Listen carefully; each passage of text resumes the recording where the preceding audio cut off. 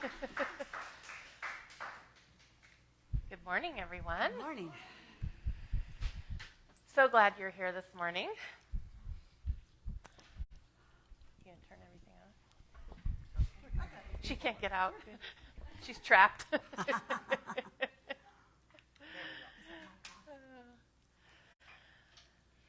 Well, as you know, I'm Reverend Michelle Vargas, and our senior minister, Reverend Vicky, is still on vacation. She's in Italy, posting some incredibly beautiful pictures from the Tuscany area, the countryside and everything. Wow.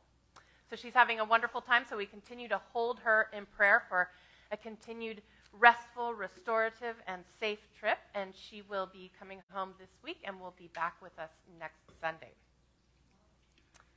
It is my joy and honor to welcome you to Unity of Monterey Bay, a beloved community co-created with love and intention that welcomes all people, all races, ages, cultures, ethnic backgrounds, economic circumstances, nationalities, and religions. Whatever your immigration status, sexual orientation, gender identity, family configuration, and or abilities.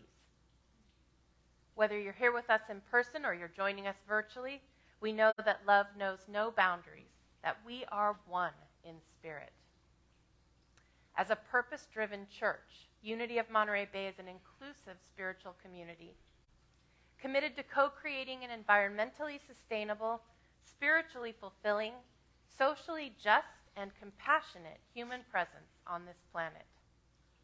We celebrate our oneness, and we honor the God of each of our understanding, affirming the innate good and the divine essence that is within each and every individual.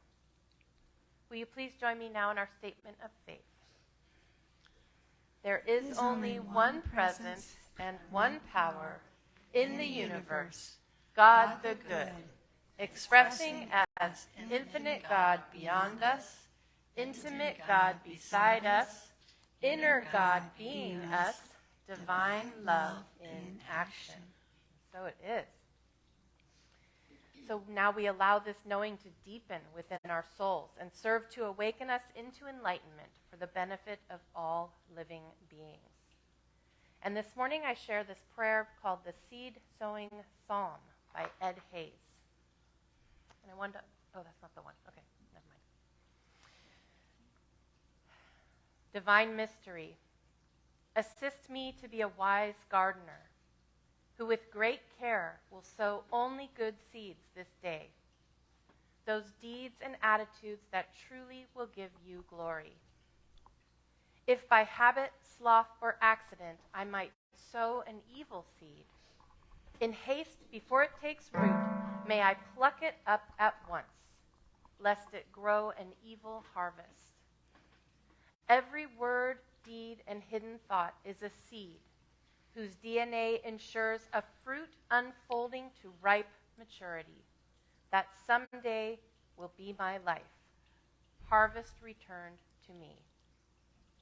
May it be, O Holy One, a harvest of life. So breathing into this moment of inner truth and gratitude, and before we affirm this is the one I want to show you. This is a picture that Vicky took in the Tuscany countryside of a field of mustard because she saw that I was going to be talking about the mustard seed. So there you have it. Isn't that beautiful? So let us affirm together. Thank you, God, for this most amazing day. Miracle follows miracle, and wonders never cease. Well, now it's the time when we celebrate our children, and I'm not sure if there are any kids here today, but if they are already downstairs. So we hold them and all the children in our own families and neighborhoods and communities in our hearts, just seeing them safe and protected, seeing them as our teachers, reminding us to come in a way that is open and receptive and innocent and pure. So will you please join me in our blessing for the children? We love you, we bless you, we appreciate you, just the way you are. This bright light of mine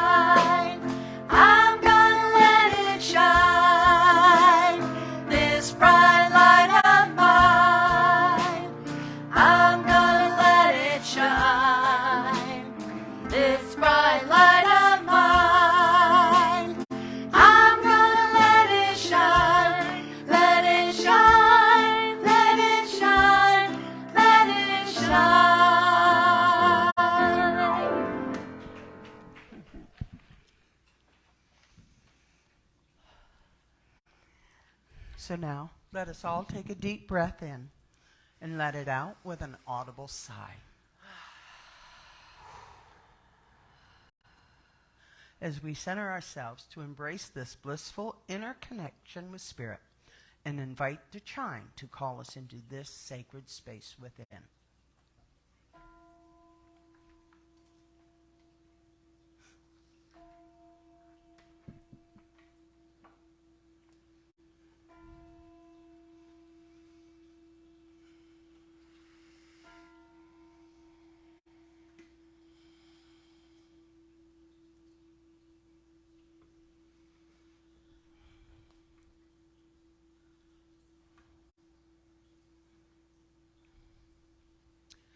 We ring the chime 4 times to call in the 4 directions and remind us of our inner connection with all of creation and the sacred circle of life.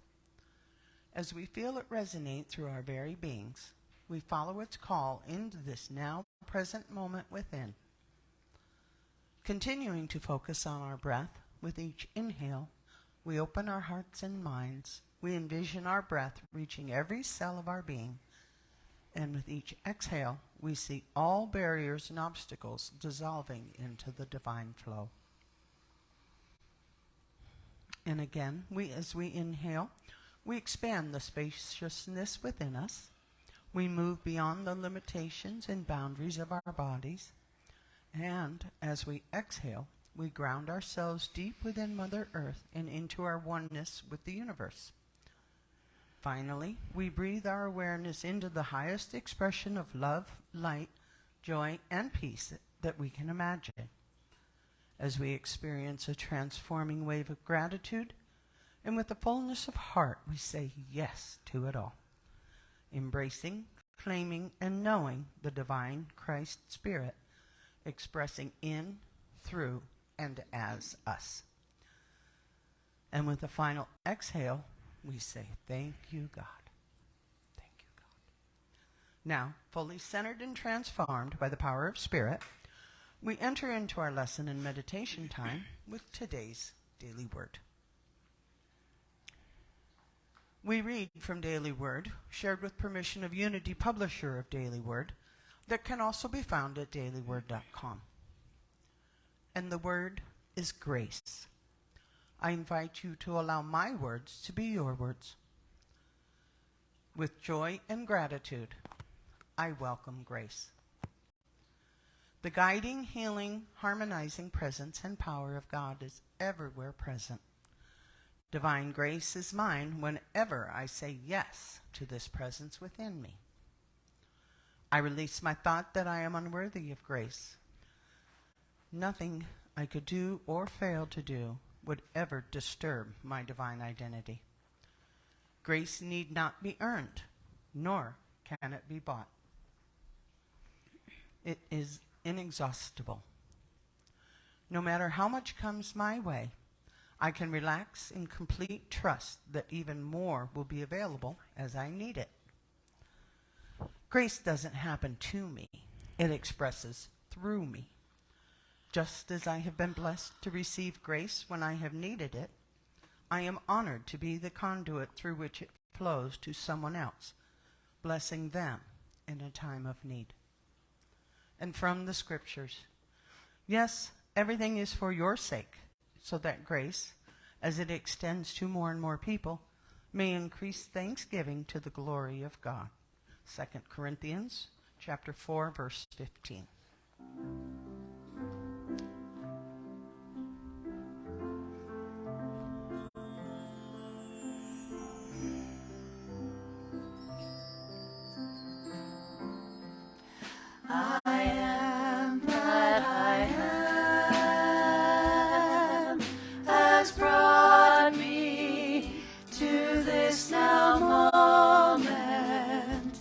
Here I am.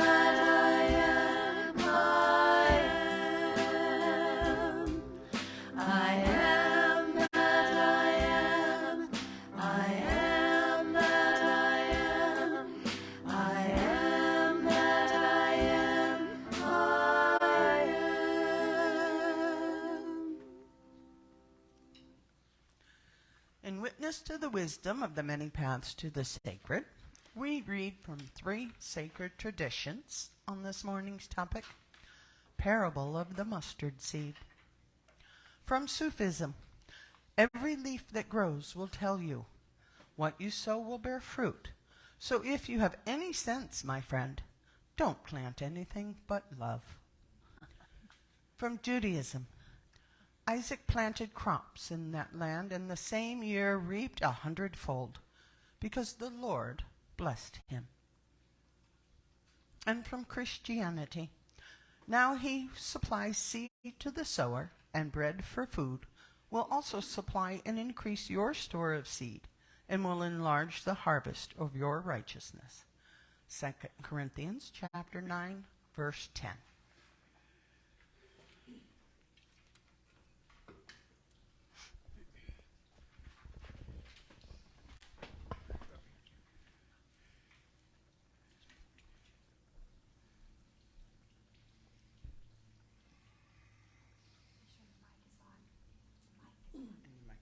And yours off.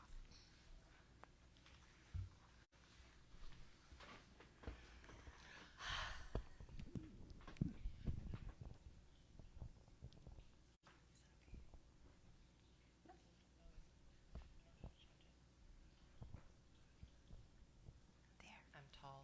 Yeah. Okay.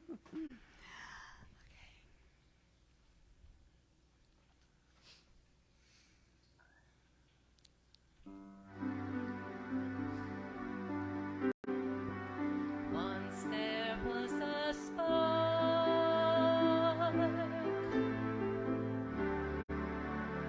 a little seed of light, drifting through the dark,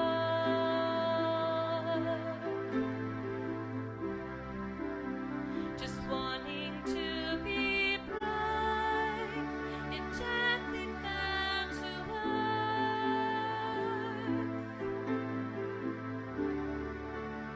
and joyfully grew,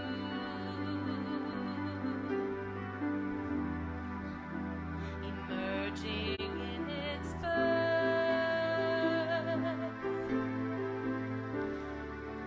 as the miracle of you.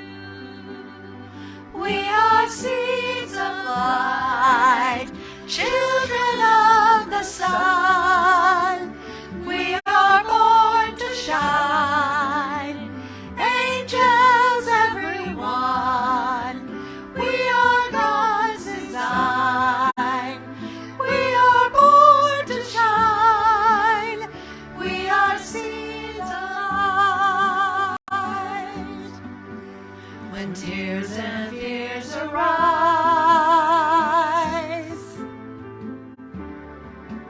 when rain and shadows fall, don't you close your eyes.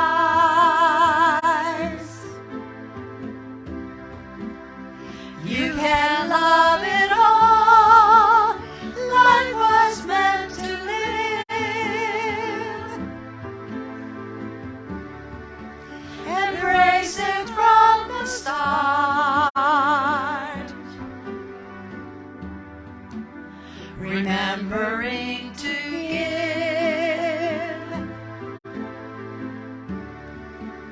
that sparkle inside your heart.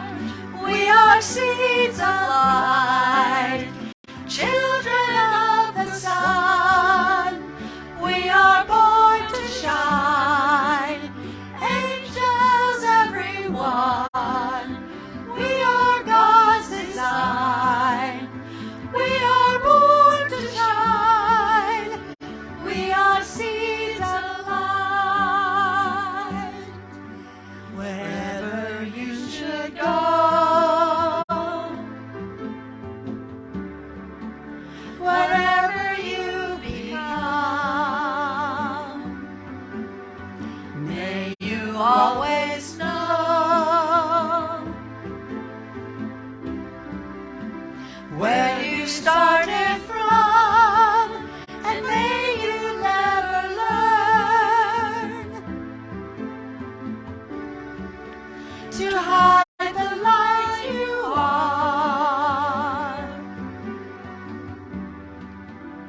One day you'll return,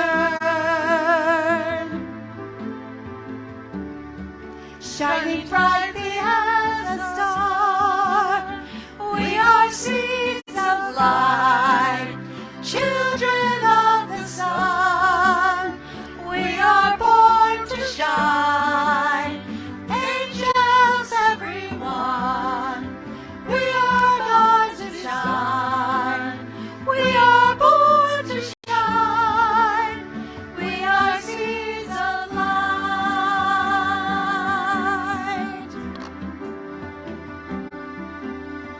Shine.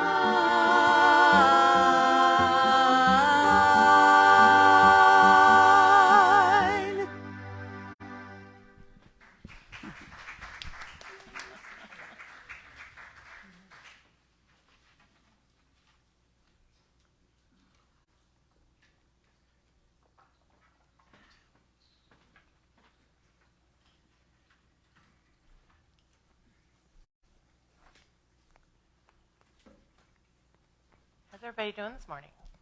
Y'all are kind of quiet. This one's good. You're in rare form today, aren't you? You got the spirit today. She's just smiling.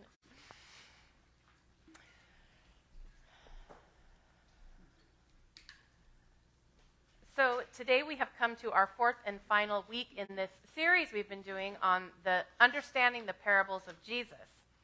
And it's been quite a journey. We've been learning new ways of interpreting these parables that some of them might have been familiar to us from Sunday school or from the churches we grew up in, and some have been less familiar, that have been new to us.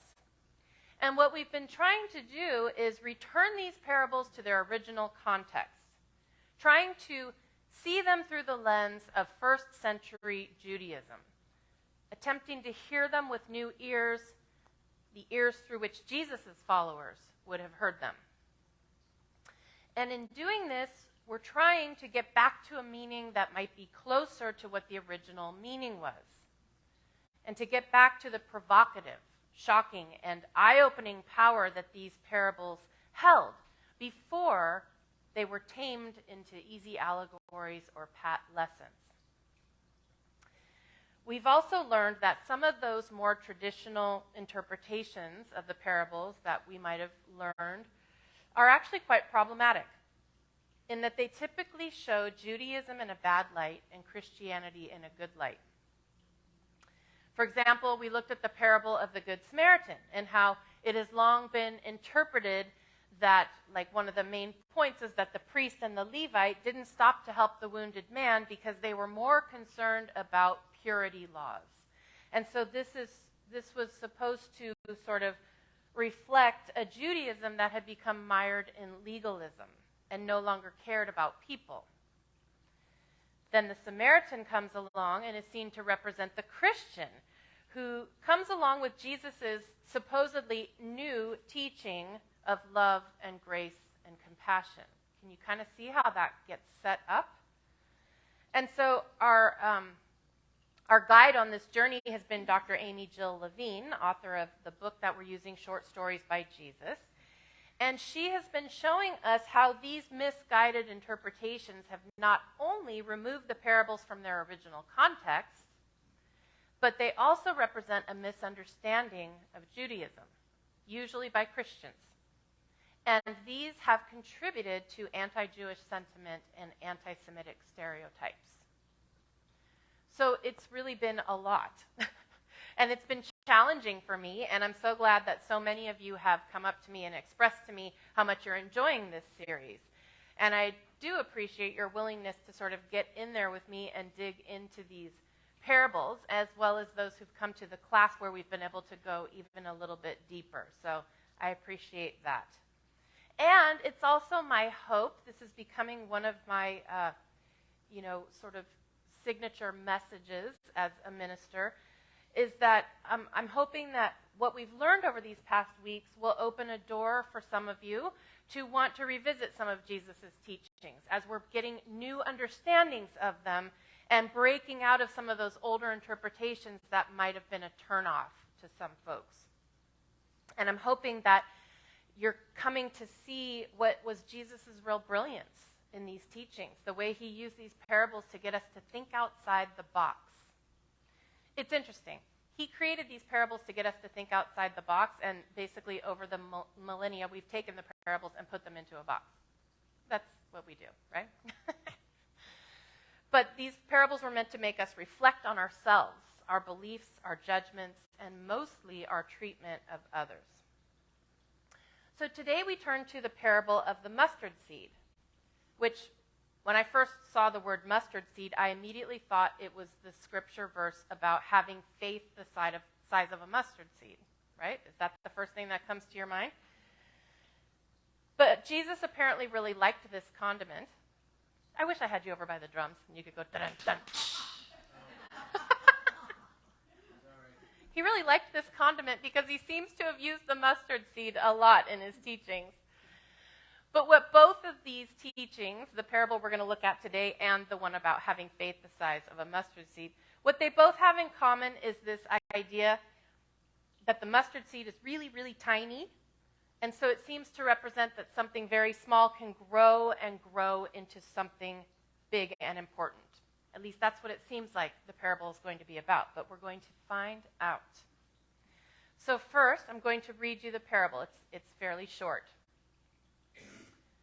The kingdom of heaven is like a mustard seed, which when sown upon the ground is the smallest of all seeds on earth. Yet when it is sown, it grows up and becomes the greatest of all shrubs and puts forth large branches so that the birds of the air can make nests in its shade. This parable actually occurs in all three of what are called the synoptic gospels, which is Matthew, Mark, and Luke. And in each one of them, it is told with small variances. In one of them, I don't remember which one, it is said to have grown not only into the greatest of all shrubs, but literally into a tree. So some of them use the word tree. And in the Gospel of Matthew, the one that I just read you, the parable actually comes just before the parable we looked at last week, which is the pearl of great price. The reason we did them in this order is because that's the order she does them in the book. So this is a section in the Gospel of Matthew where Jesus is describing the kingdom of heaven with a lot of different parables. In fact, in this section, he tells 8 parables about the kingdom of heaven. Why do you think he used so many parables to describe the kingdom of heaven? So, remember that when Jesus was telling these parables, sometimes it must have seemed to him like his listeners weren't really getting what he was saying. Okay, we were just talking about the 60s. They weren't really picking up what he was throwing down, man. Right? Especially when it came to him talking about the kingdom of heaven. And in all fairness, you can kind of see why they were confused. Right? What was this kingdom of heaven that Jesus was always on about? He said it was coming, and it was coming fast. In fact, he said that it was already upon us, already breaking in. And he talked about it with an urgency. He said the kingdom of heaven is at hand, and he wanted people to prepare themselves spiritually. But what on earth was this kingdom of heaven? Well, I believe, and in Unity we teach, that the kingdom of heaven, or sometimes he calls it the kingdom of God, this kingdom that he was so adamant was coming, was imminent, was breaking in, was meant to be understood as a state of mind or a state of consciousness rather than a place one goes when they die. Okay? You got that? A state of consciousness. So this kingdom of heaven Jesus spoke of was his beautiful vision of how the world could be if we would just get what he was telling us about how we should treat one another and how we should live. What his followers called the way. But his followers maybe didn't know that he was talking about a vision, or they had never thought about it in that way. And so they were confused. So Jesus gave them many, many examples. And also, in this 13th chapter of the Gospel of Matthew, Jesus explains why he teaches in parables. The disciples ask him why he teaches in parables, and he tells them that they, the disciples, are receiving special teachings about the kingdom of heaven that the others are not being given because they would not understand. Jesus says, though seeing, they do not see, and though hearing, they do not hear or understand. So the disciples, although they also frequently do not understand Jesus or misunderstand him, they appear to have somewhat more of an ability to understand him than the average person. And so Jesus taught in these parables, which contained special teachings for those he thought could understand. Another possibility that is put forth by folks who study these things is that Jesus may have also used the parables to conceal his teachings from the larger community, as sort of speaking in code. Now, he might have been doing this in order to try to fly under the radar and not attract the attention of Rome. The Romans were especially alert for anyone doing seditious or insurrectionist activity. And this is given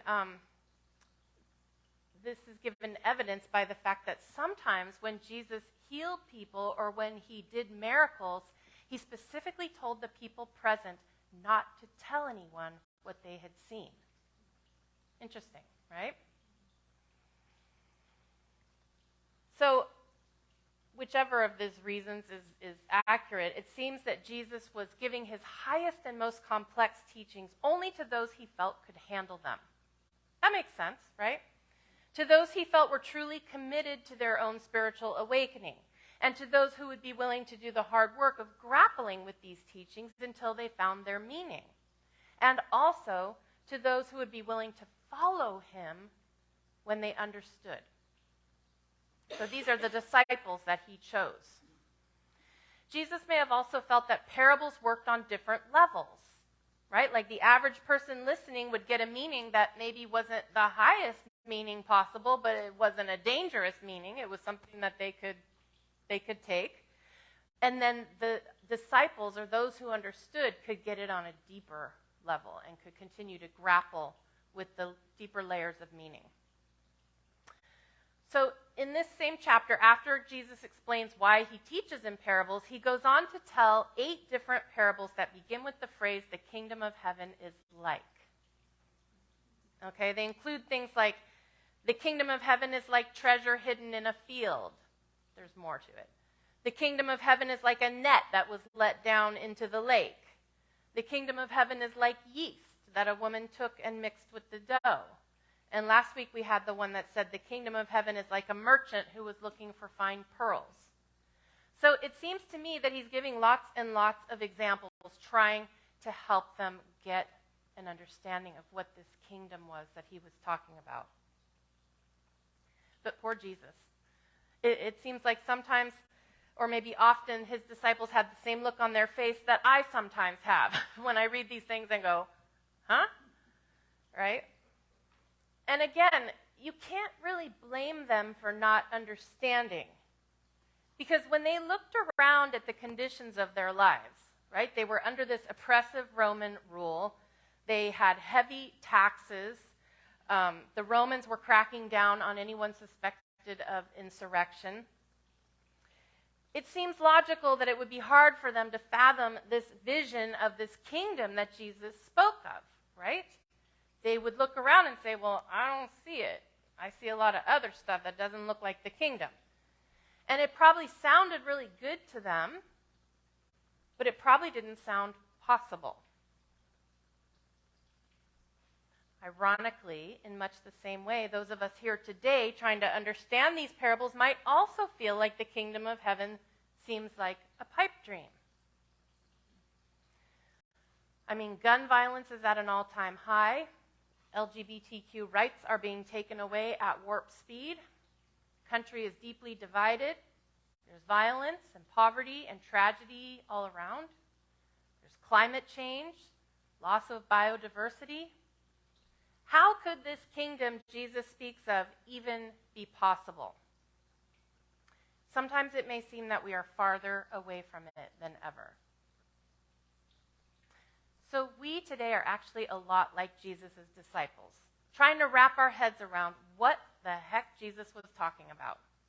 Trying to understand this kingdom he was talking about and wanting very much to believe that it's possible, even as we struggle with doubt, confusion, and even apathy.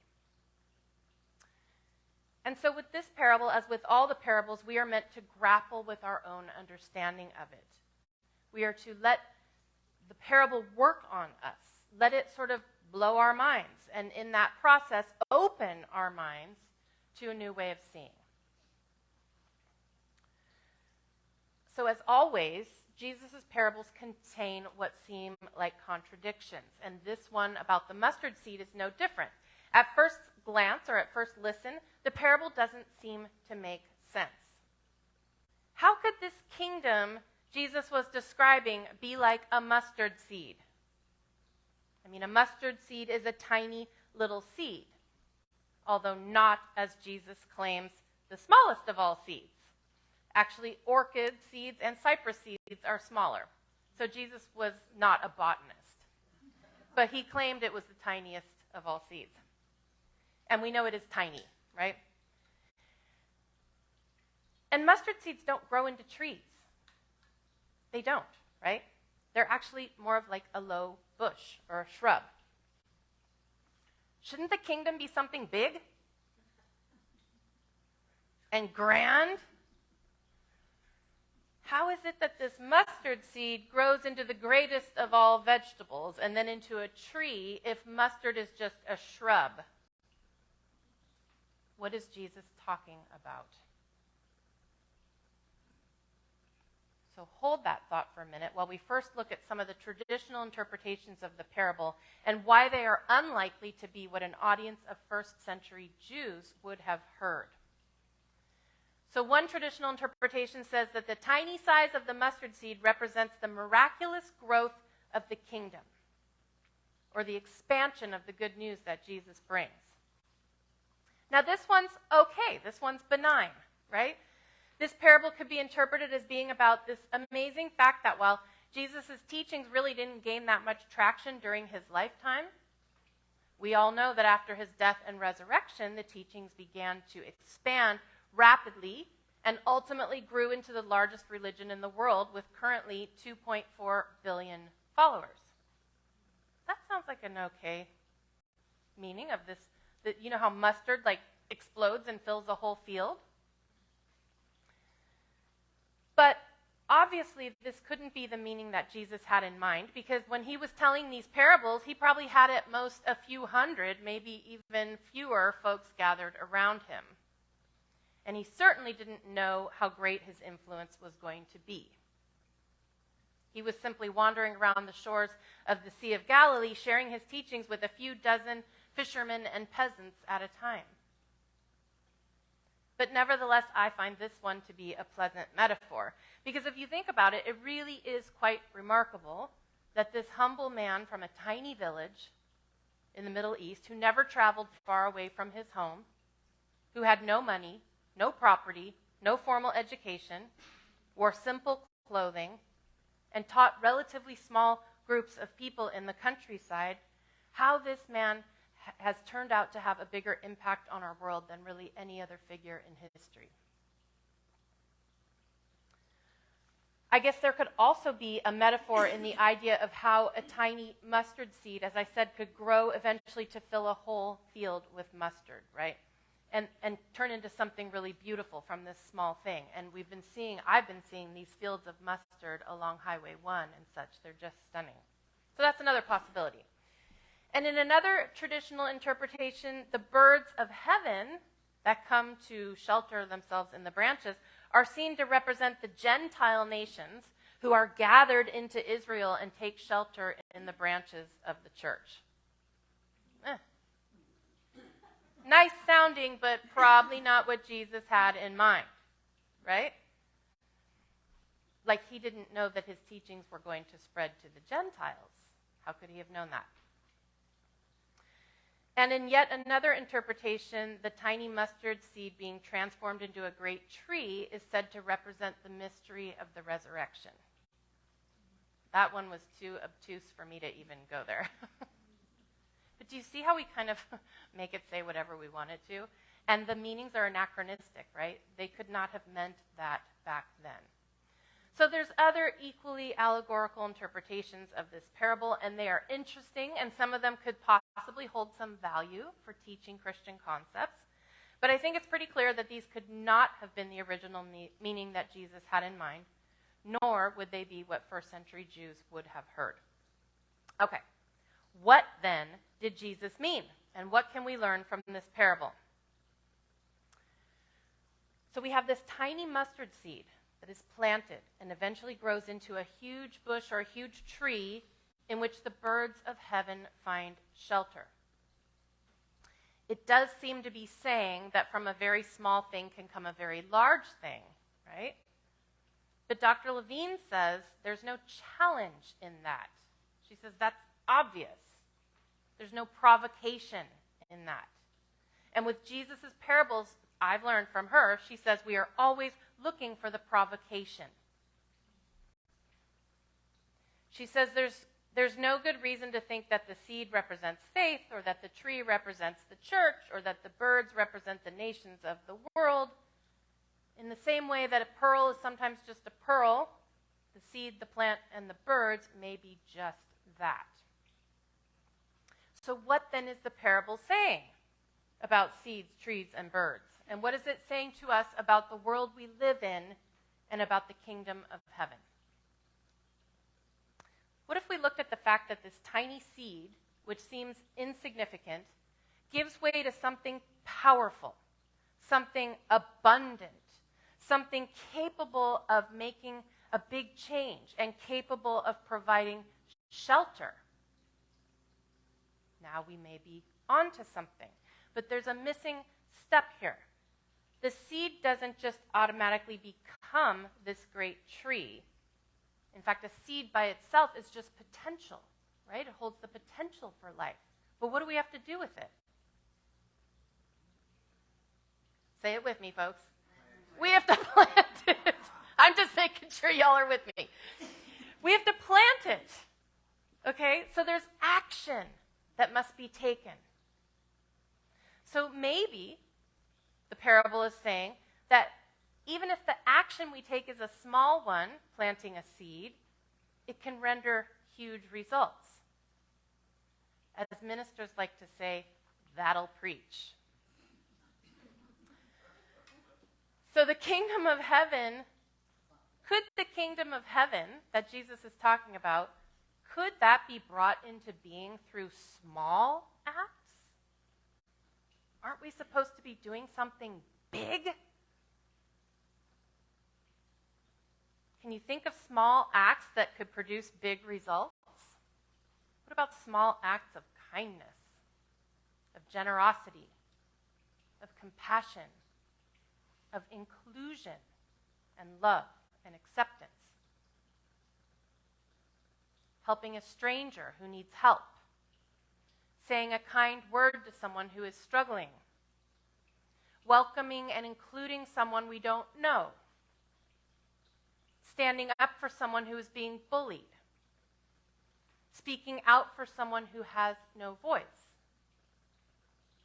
Feeding someone who is hungry. Visiting someone who is sick. Noticing someone who feels unnoticed. Sometimes we might think that our acts are insignificant. We might feel that we're not doing enough, that we need to do something bigger and greater. But the mighty mustard seed reminds us that even small acts can have a huge impact. If a tiny seed can grow into a huge tree, what effects might our well-intentioned acts have? Vincent van Gogh said, "Great things are done by a series of small things brought together." Aesop said, "No act of kindness, no matter how small, is wasted." Lao Tzu said, "Great acts are made up of small deeds." And of course, Mother Teresa said, "We can do no great things only small things with great love. And so no act of kindness, of love, of compassion, of inclusion is insignificant. Each time we act in this way, it plants a seed. Sometimes we don't even know what the effect of our action is going to be. In fact, probably a good percentage of the time we don't know. But it sets off a process in which that seed that we've planted might be germinated by others. And it may continue to sprout and then grow. And this seemingly small act of ours may grow into something huge and great that nourishes and protects and cares for others. Or it might even save a single person's life. Now let's look at the way a seed grows into a plant or a tree and see if the parable has anything else to tell us about this. Once we've planted that seed and presumably watered it and fertilized it, do we need to get down into the soil and look at it and sort of check on it constantly and see what's going on under the ground? No, right? Once we've planted it, watered it, and fertilized it, we leave the seed alone. We step back and we get out of the way. I guess if you wanted to get Buddhist about it, you could say we release our attachment to the outcome. We trust in the abundance of God's universe. We trust in the way of the natural world, that magic of life that sprouts forth from a tiny seed. We don't have to watch it or inspect it or even understand how it works. We just have to step back and trust. Let go and let God. See, now the parable is speaking to us. At least it's speaking to me. I hope it's speaking to you too. So maybe it's the same way with the kingdom of God that Jesus was speaking of.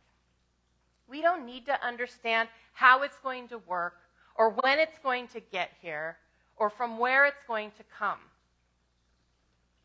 If it seems like we're farther from it than ever and the world seems to be going to heck in a proverbial handbasket, we know that appearances are not always reality. We know that there's always so much more going on than what we can see and what we can understand. Just like when we plant a seed, we don't see what's going on underneath, but lots of cool stuff is happening underneath that is going to bring something forth. So we don't have to be able to see it. Now that can be hard for folks, sometimes like me. I want to see it. Where is it? Okay, so that's something that this parable is saying to me, that we need to just maybe let that go and trust that that thing is happening under the soil. We can choose to trust that this kingdom of heaven that Jesus was talking about is indeed breaking in. It is indeed at hand.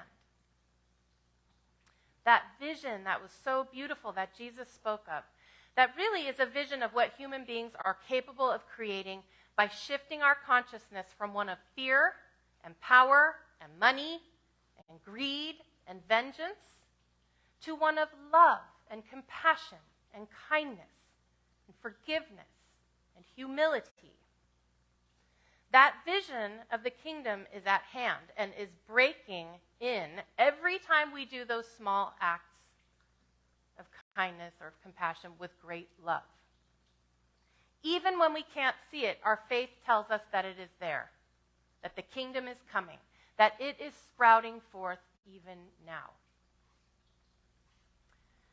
So maybe this tiny mustard seed is about faith after all. Faith in the ripple effect of our own actions done with love and compassion. Faith in the way of the world and in the divine order in which all things unfold. Faith in a benevolent universe that wants us to bring forth our highest good. And faith in the grace of God that allows huge, wonderful, towering blessings to come from a tiny seed of loving action planted in fertile ground. I guess that tiny mustard seed is really quite mighty after all.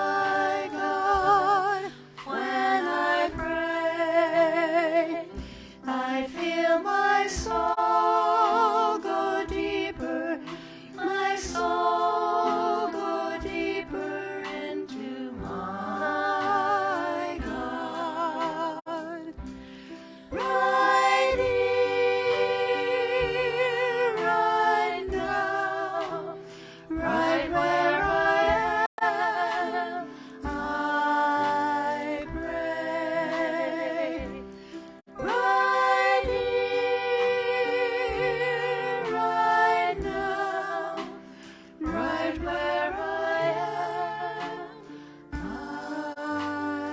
pray.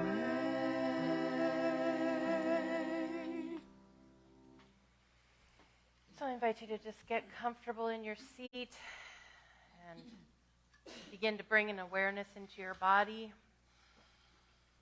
feeling your body sitting in the pew, allowing your body to relax a little bit more, allowing your breath to become deeper so that you're breathing deep into your belly, inhaling slowly and fully, and exhaling slowly and relaxing, letting go. Inhaling again deeply and exhaling slowly, sighing it out, feeling that release. Just resting your awareness gently on your breath. Noticing how it too does its thing all on its own. We don't have to think about it. We don't have to understand it. We just let our breath breathe us.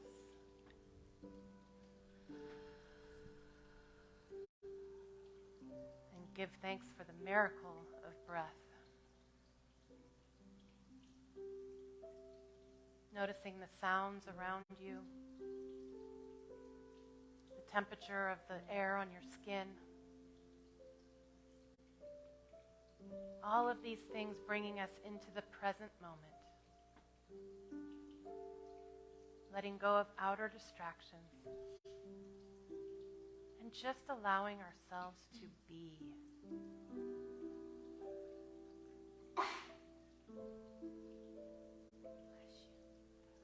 Just be. Just like that seed under the soil, it might seem like we are doing nothing. But when we are still, when we rest in the silence,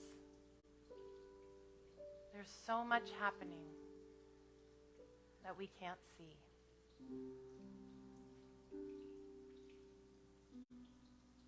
But we trust and we know that every time we come to this place to rest, we're planting a seed deep within ourselves of peace, of stillness, of the loving presence of God.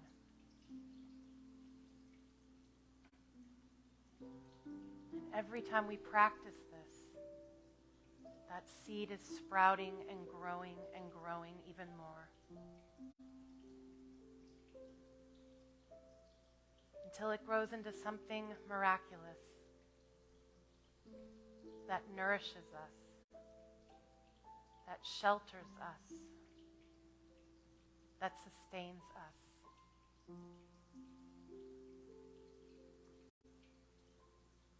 So I invite you now to just allow yourself to rest and be still. Be still. Be still.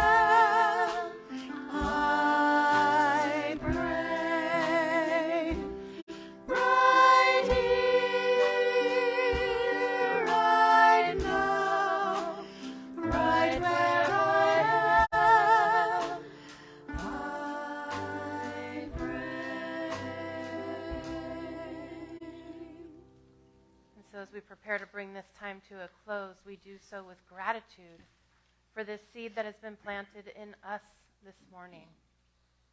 And we bless that seed, and we see it nourishing and growing and sprouting forth into love and peace and into a deeper experience of that loving presence of God. And so we are grateful, and we say thank you, sweet Spirit. And so it is. Amen.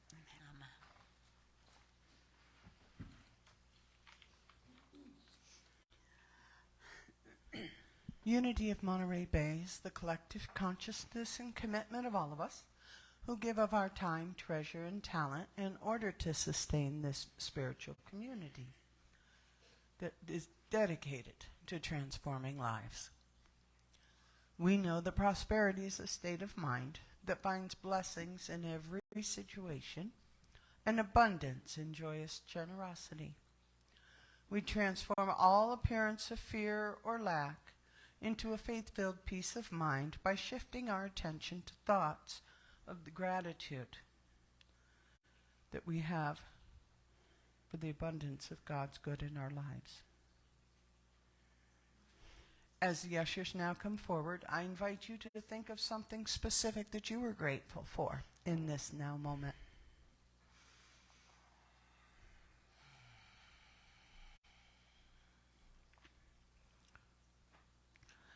And now, with our hearts and minds overflowing with gratitude, we breathe into the divine flow of God's good, trusting that we are enough, and that we have enough, and that there always is enough to both have and to share.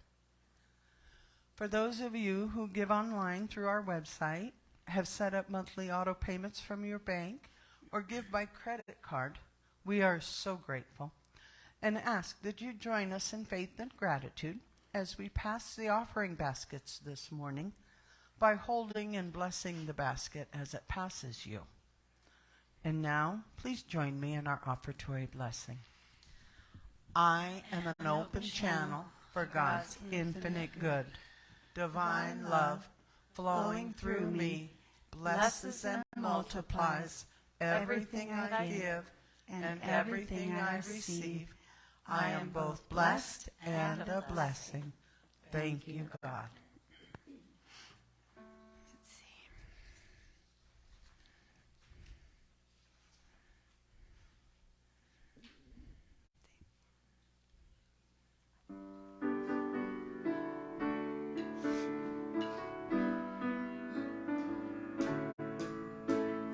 Inch by inch, row by row, gonna make this garden grow. All it takes is a rake and a hoe and a piece of fertile ground. Inch by inch, row by row, someone bless these seeds I sow. Someone warm them from below till the rain comes tumbling down. Pulling weeds and picking stones, man is made of dreams and bones. Feel the need to grow my own, 'cause the time is close at hand. Grain by grain, sun and rain, find my way in nature's chain. Tune my body and my brain to the music from the land. Plant your rows straight and long, temper them with stir and song. Mother Earth will make you strong if you give her love and care. Okra watching hungrily from his perch in yonder tree. In my garden I'm as free as that feathered leaf up there. Inch by inch, row by row, gonna make this garden grow. All it takes is a rake and a hoe and a piece of fertile ground. Inch by inch, row by row, someone bless these seeds I sow. Someone warm them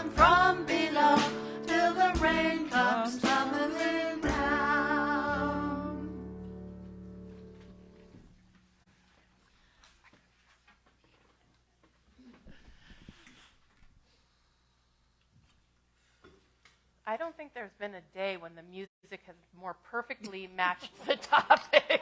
It's like this giant synthesis. I'm like, wow. So if the usher will please come forward.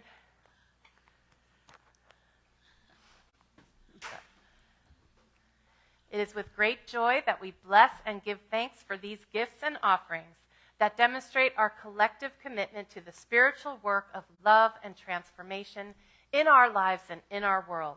We dedicate this offering, our lives, and this ministry to more fully expressing the Christ light that is the truth of our being and inviting all people to know God's love. And so finally, knowing that one with God all things are possible, we affirm together, the good is now, the rest is blessed, and the best is yet to be in our lifetime. Gently. Thanks. Today, we want to thank the following composers for their music: Linda Hogan, Armand and Angelina, James Nehan, Daniel Namad, and Dave Mallet. And, of course, our awesome music team, Robin and Sue and Marianne and John and Denise and myself. We have a lot of fun, don't we? For announcements, I'm just going to go through these real fast because you've seen them before. And there's also the little slip that you can take with you back there that will remind you of the dates. So summer dinners, it's time for that. So I think there's a couple already on the books, but you can still, it's not too late to, no? Oh. Oh, okay. Well, there is one. There's one. July 15th, because that's Pride. July 21st, there must be, Linda and the Fosslers have one. I don't know if it's that date. Anyway. All right, well, it's not too late if you want to host one of these. You pick the day and the time and the menu and the amount of people and pretty much all of it. And you have a wonderful, fun time and invite folks to your home, and the church raises funds. So it's a win-win. And you can sign up for that in the bookstore. July 2nd is going to be our anniversary celebration, so just keep that on your radar. It's coming quickly, 3 weeks. And, of course, July 15th is Monterey Peninsula Pride, our march and celebration. March begins at 11, and after it arrives at Custom House Plaza, then there is a celebration there. And you're invited to join us for one or both of those. And we are looking for volunteers to help out at our table that we've rented to be in the Custom House Plaza so that we can talk to folks that come around about what UMB is all about. So as we bring our service to a close this morning, we are grateful that you... Oh, you know what? I took the thing out, but I do have one... I don't know why I took it out. I have one more class today, or... the fourth and final class, so you are welcome to join us. Doesn't matter if you've been to the prior classes or not, you are welcome to join us, and we will be going, it will only be 1 hour. You have a chance to grab something to eat, meet downstairs. If you brought your lunch with you, that's great, and I will only keep you for about an hour, and we'll be going deeper into the parable of the mustard seed. Okay, as we bring our service to a close this morning, we're so grateful that you have joined us. Whether you're here with us in person or you're watching later or you're on there virtually, we hope we've made you feel at home in our Unity of Monterey Bay community this morning. And we want you to know that wherever you are on your spiritual journey, you are welcome here. If it's your first time with us, make sure you pick up a newcomer packet on the way out. Prayer chaplain available to pray with you today is Robin. She's available after the service, and you'll know her by her stole. So we give thanks for that service. All righty, let's form our closing circle for our prayer for protection and our peace song. Come